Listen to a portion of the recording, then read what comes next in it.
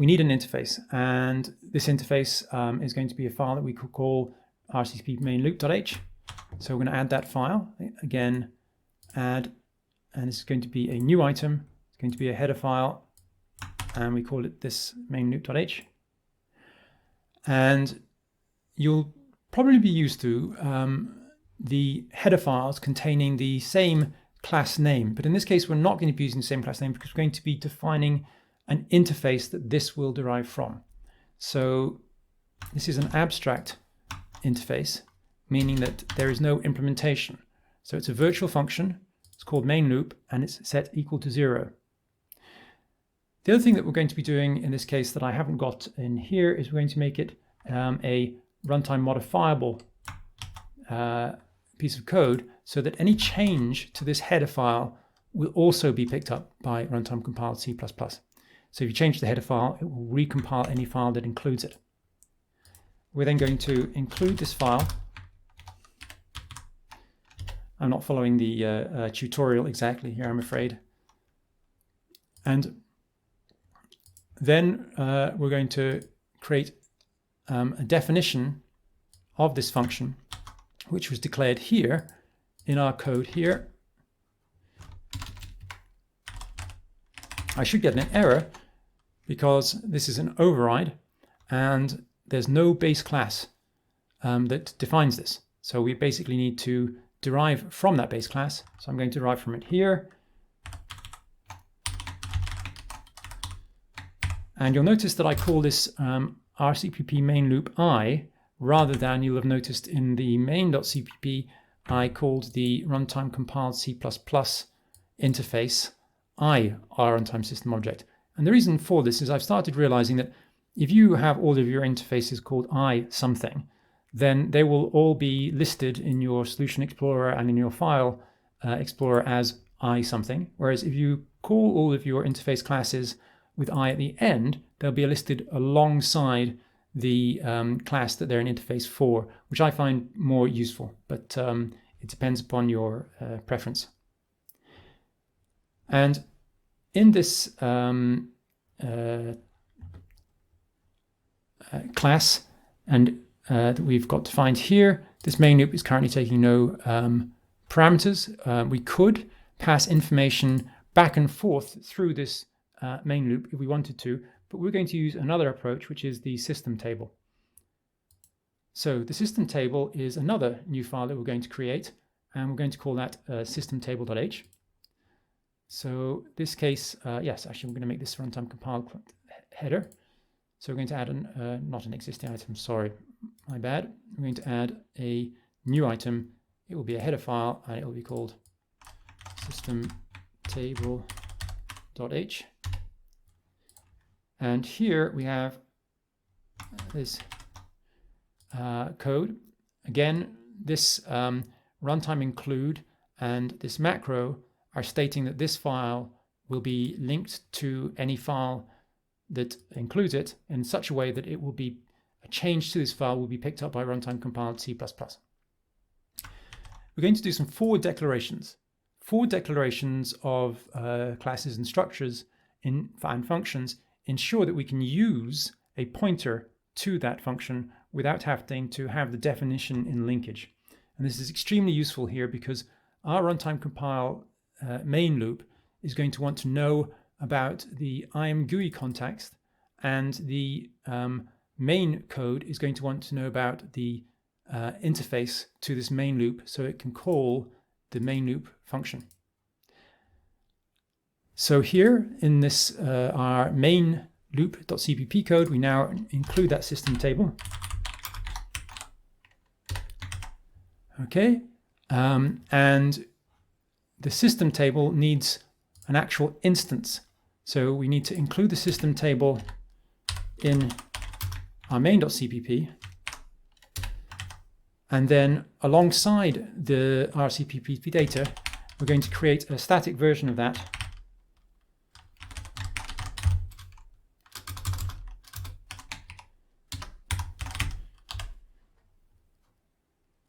I'll call that system table in full in this file. And then we will actually pass this system table in to the runtime object system when we initialize it. And we pass a pointer to it. So you'll note that the system table already exists as a name within the Runtime Compiled C++. It has been forward declared so that you need to put a definition for it into your code so that you can use it. So this system table will be passed through, and then in our Runtime Compiled C++ code, within this main loop, we can actually start referencing that system table. In fact, with any of this code, you can reference the system table. And the first place I'm going to reference the system table is within a constructor. And if you remember earlier on, I talked about how interface IDs were used by the object factory system to enable us to say, build me this object. So you could use the Runtime Compiled C++ object factory system. You could pass it this identifier. You could say, build me an object. If it's a singleton, rather than building it, it would just return you the currently built object if there was one, or build you a new one if there weren't any. And you get a pointer to this that you could then cast to using a dynamic cast interface called query interface to get you the actual RCPP main loop interface. But in this case, we're not doing that, because what we're going to do instead is we're going to pass a pointer through the system table. We're going to have only one RCPP main loop. We're not going to use any threading during the initialization process, nor during the compilation process, so that we can change this pointer when and as we want. And in this case, what we're going to do is we're going to get hold of the system table, and we're going to set that pointer when we're constructing ourselves. So we use this per module interface, the object interface per module, get system table, and that then returns a pointer to the system table. And at the moment it's not cooperating. Just seems to see why it's not liking this at the moment. Yes, hold on one moment, it's non-static.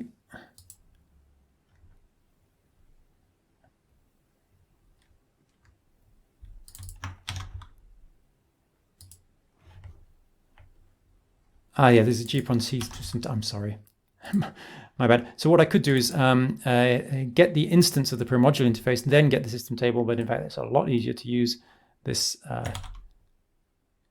GPON-P system table and then this.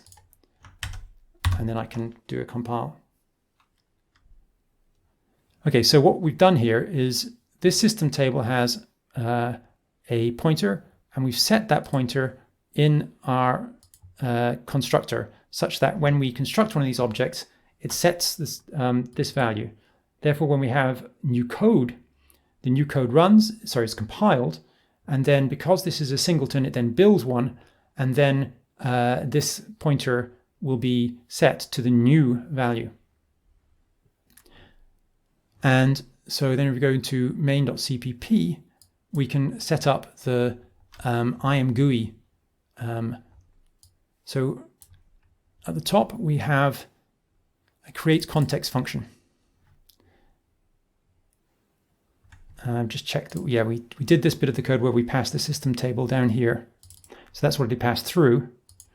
And up here, in fact, we can already add a little bit of code into here, which is, so we do the RCPP update, and then we do this ImGui new framework stuff. In the middle, what we're going to do is we're going to call GPON system table P. All right, this is not a pointer, sorry. The main loop.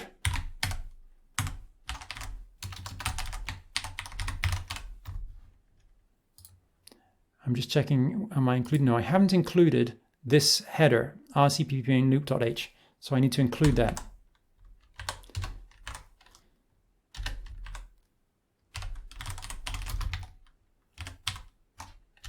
So I'm including that, and then my error goes away, so I can actually call that function. So now, if I compile the code and run it, I can put a breakpoint into this main loop, and it will actually occur. And you'll see an interesting thing here. If I save this code out, you'll see it compiling. And then see here, it has actually generated a library that it's called F5B0. And if I put a breakpoint in here, you'll actually note that the breakpoint in the call stack is known as this F5B0. This is a temporary, we are creating temporary files using the temporary file system, and therefore it's just called .temp. So we see this is the new code. So it's actually, we've got a breakpoint now in our new code. Right, so we're going to make changes to main.cpp again, so therefore we need to do this. We can't do this on the fly.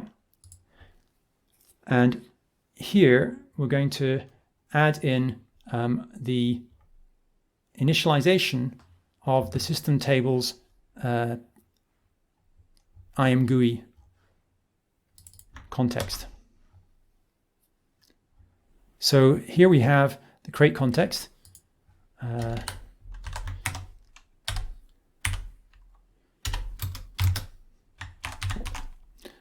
just checking. So go to the create context function, go to declaration, get current context. So that's ImGui : get current context. So we're initializing the, capital I. We're initializing this pointer, which is in our system table, with the current context.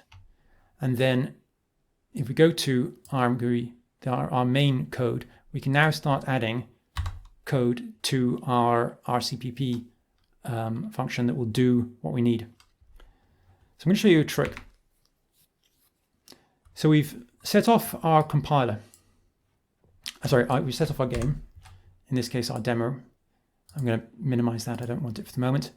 And I can show you that we can save out this file and it compiles. But let's say I want to add some ImGui code to here. So normally I would do that by include ImGui. So we can include ImGui.h in our Runtime Compiled C++ main loop.h, and then we're going to set the current ImGui context in the main loop. So this is per module interface, gsysd p im context. This is the context we want to set, and we use ImGui : set current context. And there we go. And if we compile this, that compiles correctly and it builds and links. So if we run the code, we'll notice now that there is, however, a problem. When we save out this code, it will try to compile it and it will fail. And it fails because it couldn't find imgui.h. So what we need to do is we need to tell it where imgui.h is, and we're going to do that in our main CPP file, and we're going to do it in the RCPP init. You can also do this from runtime compiled code, which is an advanced technique that to get it right. But here we're going to just do it in the actual initialization function. So I'm going to go over what this code does. This is an old version of this file needs to be changed. So this is actually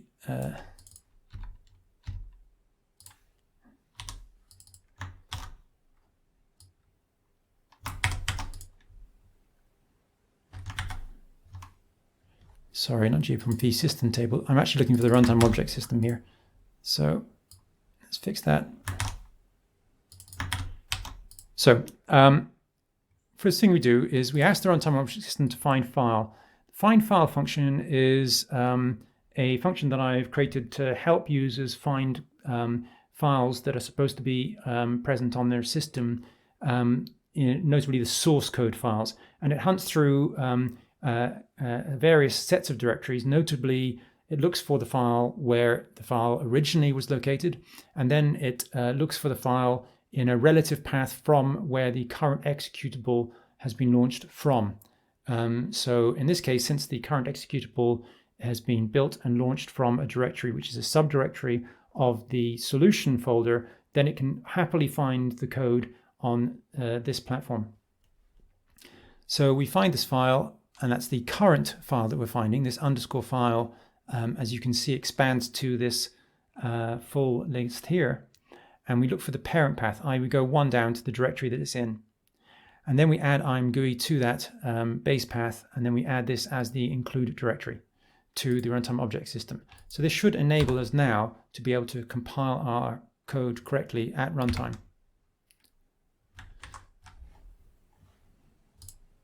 So go over to our ACP main code, and then we save out that code. And here we see that this compiles, but it has a link error, which we'll solve in a second. First thing we'll do is we'll just uncomment that line. And now it does compile. It's confined the ImGui header, but it needs to link to this code. So how do we get it to link? And the way we get it to link is by using the runtime compiler source dependencies. This is the first way we can do this. The second way we can do this is by using the runtime link library. But we're going to use runtime source dependencies because although ImGui is a fair amount of code, it's not so much code that just doing linking at the object file level is going to be a large problem for us.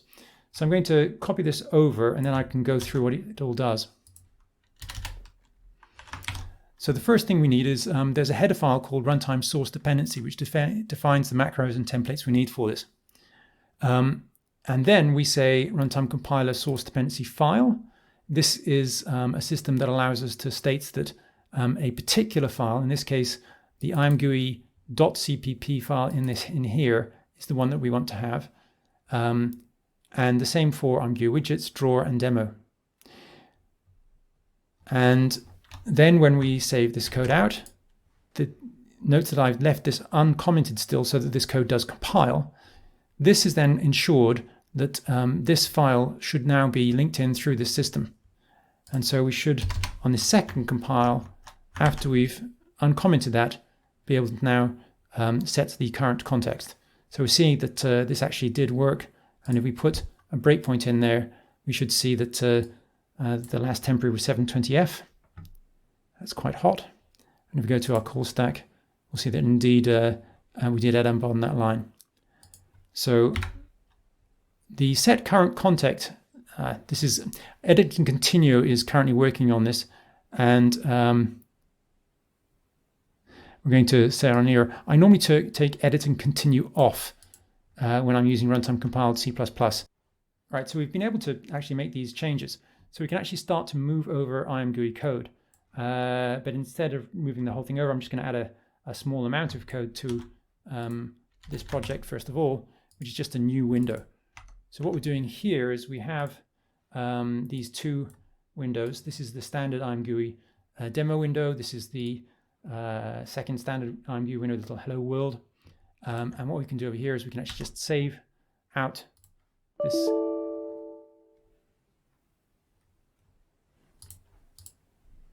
So I've got a problem, and I believe that's because of the edit continue. So I'm going to just take a break and figure out what's going on here.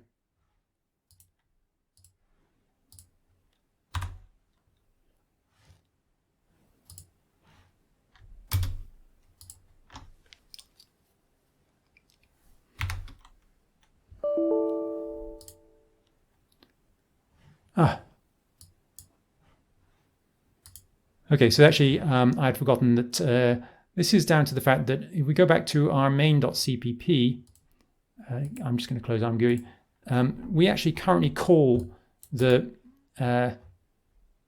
RCPP update, sorry, the main loop code we call outside of new frame and end frame. So we actually need to move that code into the new frame. So we start that. And we run the code. So we've got our new window. And going back to the RCP main loop, I can actually remove that code, save it out, and that main loop should go, and put that code back, and this should work. And now we can move basically pretty much all of this ImGui code over. So that's what we're going to do next. Since we're moving code out of main.cpp, we'll need to recompile main.cpp. That's not a runtime compiled code, so we close down. And we need to get to the point of, essentially we're going to take out the windowing and this call to render. These are all the basic ImGui parts of the code that we need. We're going to leave in our main loop, but we're going to move it to here, back where it was.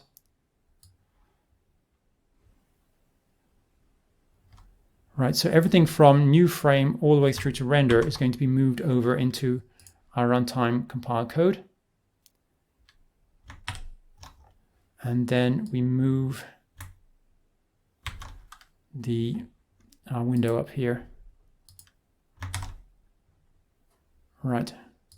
And we also need to move some variables. We have some errors here on some various variables. So I'm going to make my screen bigger and then move this over onto the right-hand side. So I have main.cpp on the right. And we have some state.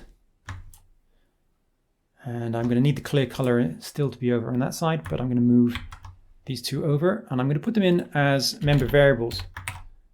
And it's got the clear color. The clear color is something that we're not going to bother with for the moment, as we would need to pass it through the system table. And we're going to show you in fact, yeah, we may as well put it in the system table for now.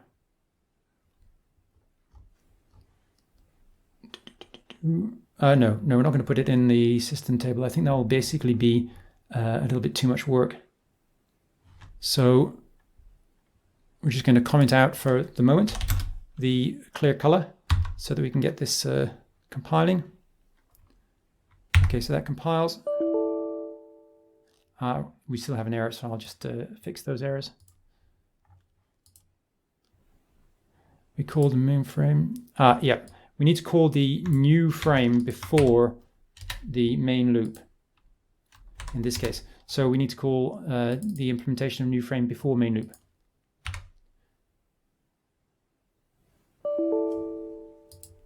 And I'd mistakenly copied this render, which should be down there.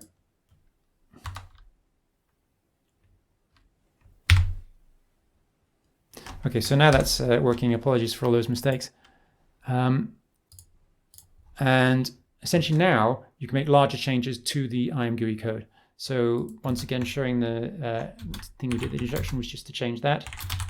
So this will change this window. Save it out back to the previous state, but you can also add in ImGui code. So we could add this code in. We don't have the clear color, but I can add a static deck for clear.